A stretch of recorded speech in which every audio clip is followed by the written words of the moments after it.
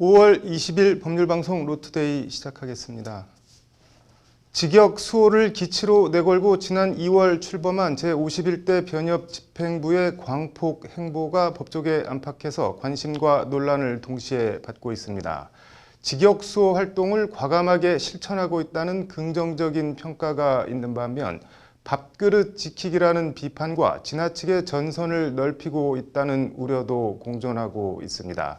이런 가운데 전국 25개 로스쿨 학생들의 대표기구인 법학전문대학원 학생협의회가 신임 회장단을 뽑았다고 하는데 관련 내용을 왕성민 기자가 전해드립니다. 전국 25개 로스쿨 학생협의체인 법학전문대학원 학생협의회 제24대 회장에 이화여대 마태영 회장이, 부회장엔 김현재 건국대 회장이 각각 당선됐습니다. 25개 로스쿨 학생 대표자들은 휴일인 지난 16일 온라인 투표를 통해 찬성 24명, 기권 1명으로 새 회장단을 꾸렸습니다. 이에 따라 여러 논란과 갈등으로 지난 2월 회장단 선거가 무산되면서 그동안 비대위 체제로 운영돼온 법학협이 회장단 체제로 정상 운영되게 됐습니다. 짧은 시간 동안 제가 할 수 있는 것과 할 수 없는 것을 잘 생각하고 최대한 많은 것들을 해내려고 노력하려고 합니다. 특히나 마태영 법학협 회장은 올해 초 치러진 제10회 변호사 시험에서 드러난 여러 난맥들을 지적하며 당면한 최우선 과제로 재발 방지책 마련과 변시 정상화를 꼽았습니다. 시험 문제 유출이나 법전 밑줄 긋기 허용 여부 논란, 시험 종료 시간 착각 등 있어선 안 되는 실수들이 다시 반복되어선 안 된다고 목소리를 높입니다. 이 시험을 위해서 3년 동안 공부를 했고 법무부가 시험 운영을 공정하고 투명하게 할 것이라고 공부를 하잖아요.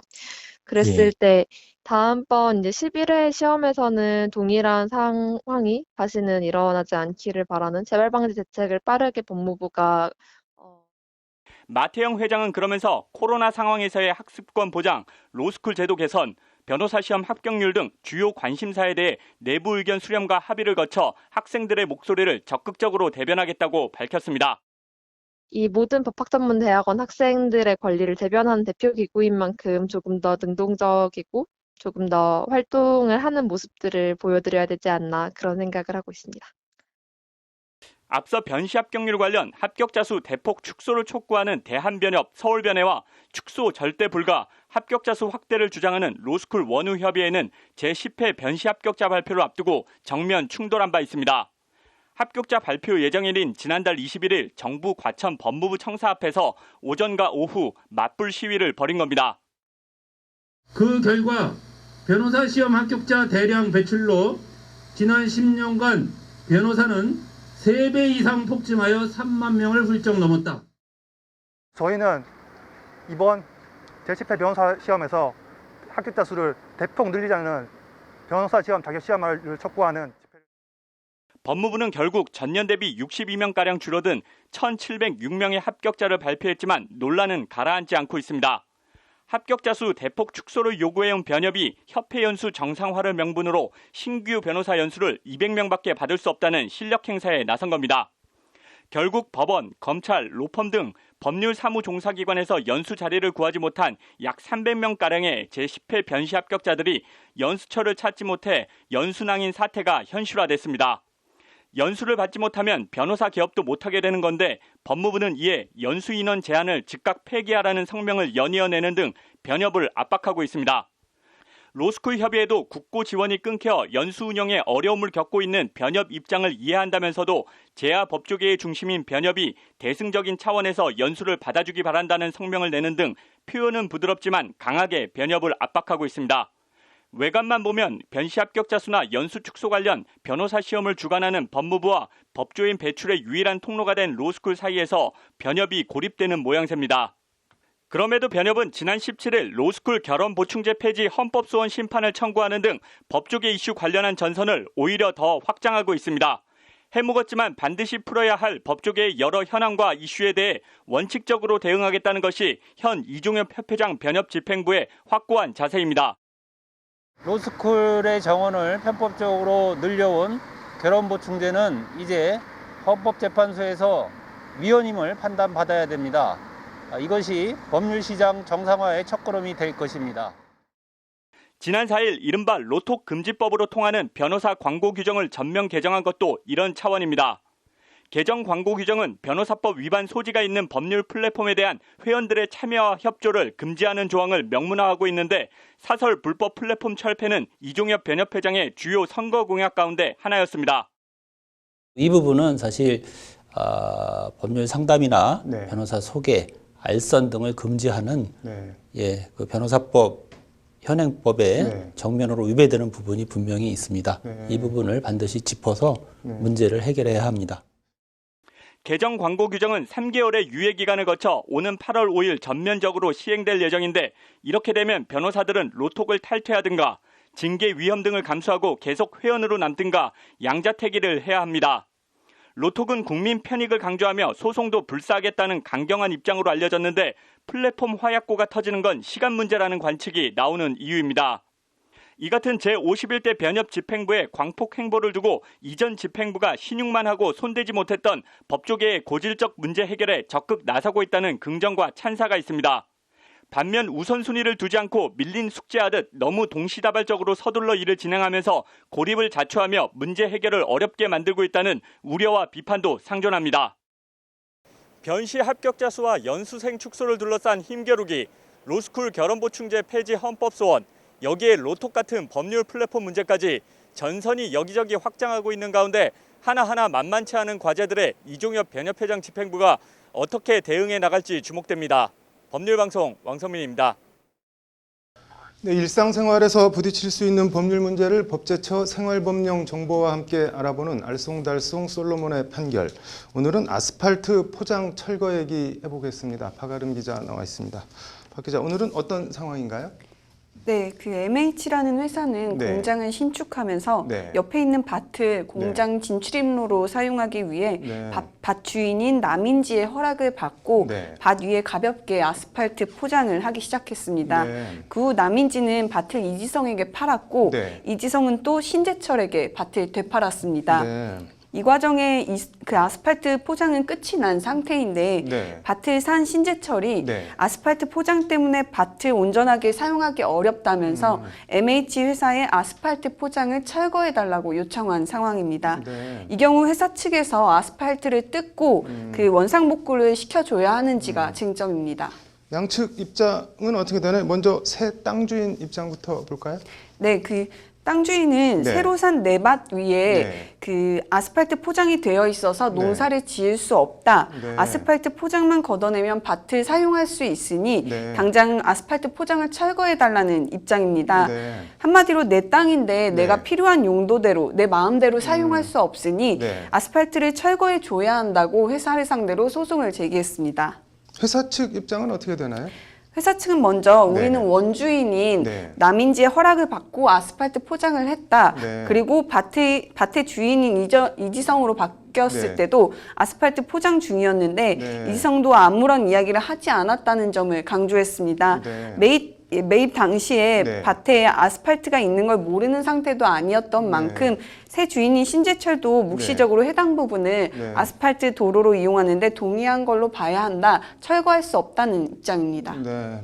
그래서 법원은 누구 손을 들어줬나요? 네, 결론부터 말씀드리면 네. 새 주인인 그 신재철의 손을 네. 들어줬습니다. 네. 대법원은 먼저 이 사건 도로 부지는 종래 밭으로 사용되었는데 네. 해당 도로 부지에서 아스팔트를 제거하는 데 과다한 비용이 소요될 것으로 보이지 않고 네. 사실적, 물리적으로 충분히 분리복구가 가능한 상태라고 판단했습니다. 네. 이 사건 도로 부지의 포장은 네. 원고가 이 사건 도로 부지를 당초 용도에 따라 밭으로 사용하고자 할 경우에는 불필요하고 네. 오히려 원고의 소유권 행사를 방해하는 것이라는 게 대법원 판단입니다. 네. 대법원은 이에 원고는 소유권에 기한 방해배제 청구권의 행사로서 네. 피고에 대해 이 사건 도로 부지의 포장에 대한 철거를 청구할 수 있다고 보아야 한다고 판시했습니다. 따라서 MH 회사가 이전 밭 주인인 남인지 이지성의 허락을 받고 네. 아스팔트 포장을 했다고 하더라도 네. 새로운 밭 주인인 신재철이 아스팔트 포장을 철거해달라고 하면 네. MH 회사는 신재철의 밭에 있는 아스팔트 포장을 철거해야 할 것이라는 게 법제처의 설명입니다. 네, 전 토지주인 허락 여부와 상관없이 원상 회복 의무가 발생할 수 있다는 건데 방해 배제 청구권 얘기 오늘 잘 들었습니다.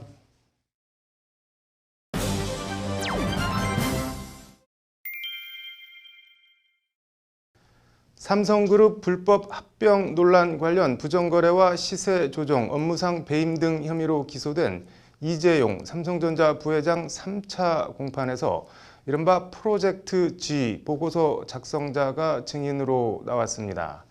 이리때를 만나 이러지도 저러지도 못하다. 오늘 뉴스 사자성어는 낭패 불감 얘기해 보겠습니다. 프로젝트 G 보고서의 G는 수감 중인 이재용 삼성전자 부회장의 이름 재용의 G를 뜻하는 알파벳 이니셜입니다. 보고서 제목 자체에서 드러나듯 이재용 부회장의 삼성그룹 승계와 관련된 문건입니다. 삼성이 이재용 부회장 승계 계획을 사전에 마련했고 이런 계획에 따라 이 부회장에 유리하게 제일모직과 삼성물산의 합병 작업이 진행됐다는 것이 검찰의 판단입니다. 이 과정에 거짓 정보 유포, 중요 정보 은폐, 주요 주주 매수, 국민연금 의결권 확보를 위한 불법 로비, 자사주 집중 매입을 통한 시세 조정 등 회사 차원의 불법 행위가 있었고 이 부회장과 미래전략실이 관여한 것으로 검찰은 보고 있습니다. 서울중앙지법 형사합의 25-2부 심리로 열린 오늘 이 부회장에 대한 3차 공판에는 프로젝트 G를 포함해 다수의 승계 문건 작성에 관여한 삼성증권 전 팀장 한모 씨가 증인으로 나왔습니다. 문건 작성 경위나 취지 등을 묻는 검찰 신문에 한 씨는 상당 부분 정확하게 기억나지 않는다는 취지로 답변했습니다.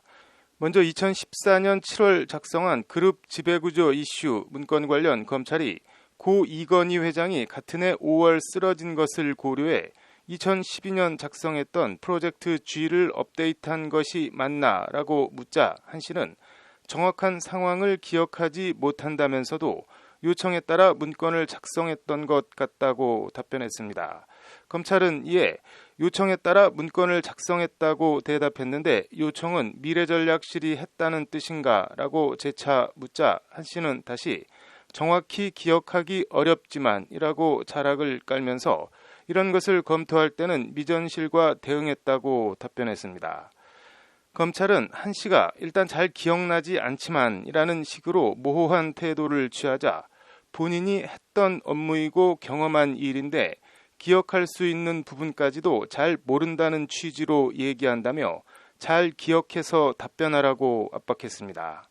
이에 한 씨는 최대한 정확히 말씀드리려 노력하고 있고 오래전 일인데다 이런 검토가 너무 많았다며 양해해달라고 응수했습니다.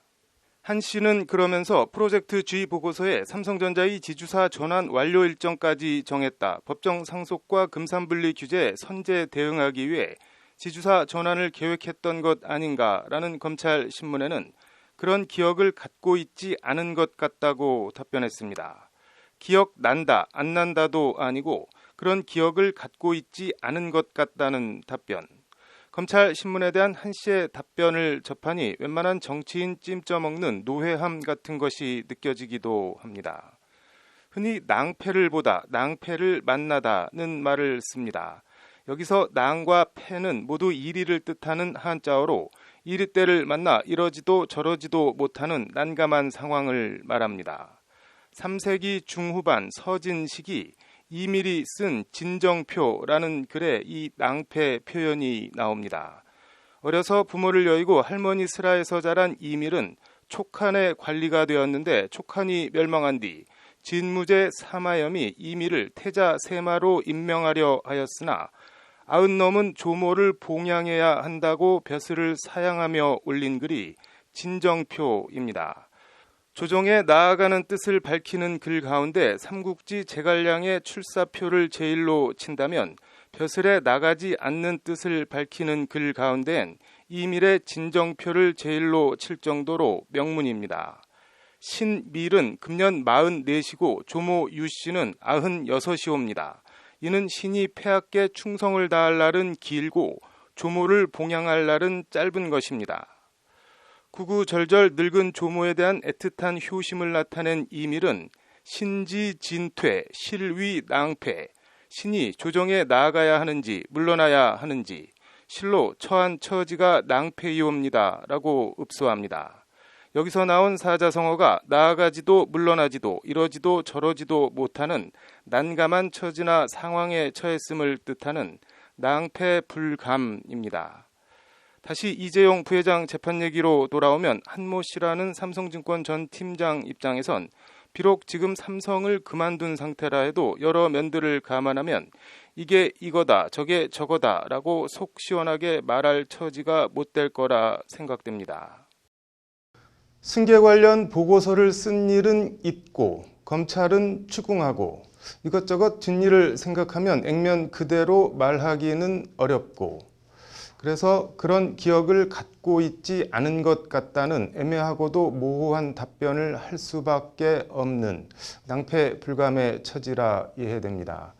다른 증인들도 처지나 입장이 크게 다르지 않을 것 같은데 이런 상황에서 검찰이 이재용 부회장의 자본시장법 위반 혐의를 입증해 유죄 판결을 이끌어낼 수 있을지 지켜볼 대목입니다.